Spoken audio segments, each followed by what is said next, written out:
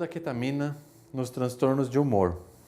Nesse artigo de hoje, nós vamos falar sobre o uso da ketamina. A ketamina é uma medicação usada amplamente como anestésico em cirurgias de grande porte, de médio porte, porque ela tem um efeito de bloquear o músculo. Então, ela é um bloqueador neuromuscular. A pessoa não consegue nem se mexer direito enquanto toma ketamina. Qual é a necessidade desse estudo, desse artigo de hoje? Alguns meses atrás, um ano atrás mais ou menos, saiu um artigo falando da ketamina sendo utilizada para o tratamento de depressão. Por quê? Percebiam que pessoas anteriormente deprimidas, quando tomavam ketamina durante um procedimento cirúrgico, tinham aí uma melhora de sintomas depressivos que se sustentava por um mês ou mais.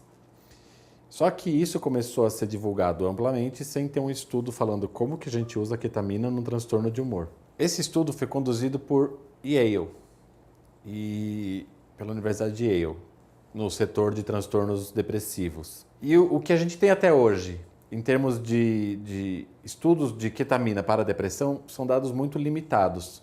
Não se tem um estudo de longo prazo, não se tem um estudo com outros transtornos de humor, só com transtornos depressivos. Então, o que acontece?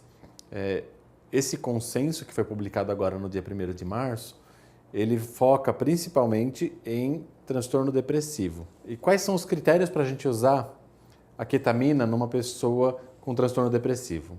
Então, primeiro, a pessoa tem que ter o diagnóstico de transtorno depressivo maior, de acordo com o DSM-5. Segundo, a pessoa tem que ter tentado algum antidepressivo em dose otimizada por um tempo suficiente para ter tido uma resposta ou remissão. E tem que ser considerada resistente ou refratária ao tratamento com antidepressivos convencionais para poder ser enquadrada nesse uso de ketamina para transtorno depressivo. Outro critério diagnóstico, no caso, critério de uso da ketamina, é que a pessoa não tenha histórico de uso de drogas, de álcool ou de outras substâncias, e isso deve ser confirmado preferencialmente por um exame de urina toxicológico antes do uso da ketamina, porque a ketamina misturada com álcool e outras drogas tem um potencial muito grande de ser lesiva e não benéfica. Os pacientes também devem ser informados, preencher um termo de consentimento sobre os potenciais benefícios, os potenciais riscos, o que ele pode esperar do tratamento, como o tratamento vai ser feito. Isso deve ser assinado pelo paciente, se possível por um familiar que autorize junto com o paciente e pelo médico que o acompanha. Também nesse termo de consentimento, de acordo com esse consenso, deve constar o telefone e o e-mail do médico em caso de alguma emergência apresentada pelo paciente ao longo desse tratamento. Uma das preocupações do uso da ketamina é o aumento de pressão arterial. Isso pode acontecer logo após o uso, durante a administração ou alguns dias após o uso da ketamina. Então, a pressão arterial do paciente deve ser monitorada frequentemente. E qual a dose que a gente usa num paciente que vai receber ketamina como tratamento? E por quanto tempo?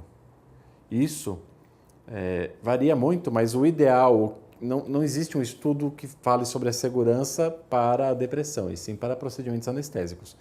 Mas para a depressão chegou-se a um termo aí de 0,5 miligrama por quilo sendo administrado em 40 minutos por via endovenosa ou intravenosa. E o que isso quer dizer? Um paciente de 70 quilos receberia 35 miligramas de ketamina no intervalo de 40 minutos, ou seja, como se fosse 1 miligrama por minuto. Antes disso, ele deve ser monitorado, pressão arterial, sinais vitais, temperatura, ver se não está com alguma infecção, com febre, enfim. Durante o procedimento, ele deve ser avaliado quanto a mudanças de comportamento, mudanças psíquicas no paciente também, se ele tem alguma alteração de humor. Alguns podem ter um estado psicótico, alguns podem ficar sonolentos, alguns podem simplesmente começar a apresentar alucinações, delírios, e isso deve ser avaliado durante esses 40 minutos.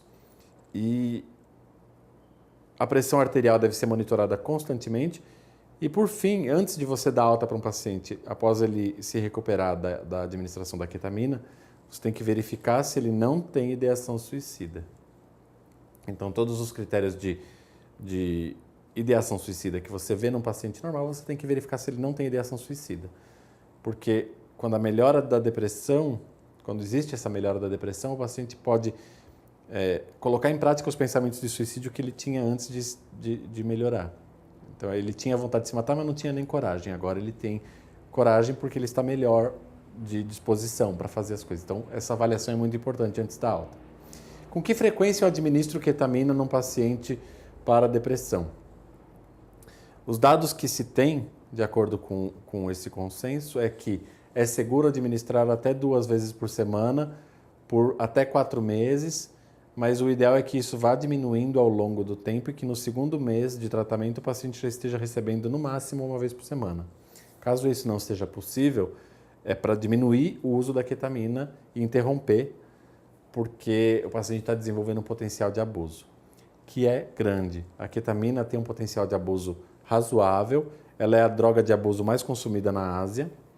Então, paciente com histórico de uso de álcool, de drogas, de qualquer uso de substância legal ou ilícita, lícita ou ilícita, deve ser levado em conta.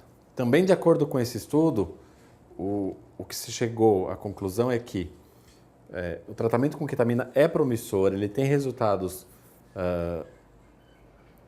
promissores mesmo de que a pessoa possa realmente melhorar dos sintomas depressivos, principalmente num quadro mais grave, num quadro mais sério de depressão. Porém, tudo deve ser pesado o risco e benefício. E não se tem ainda dados de longo prazo, como eu disse no começo do vídeo. Então, a recomendação do autor do artigo é que vá se analisando ao longo do tempo esse resultado final de uso de ketamina para transtorno depressivo maior. Siga nossas redes sociais, YouTube, Facebook, Instagram, e nós somos a Shio Education, nós queremos que você saiba.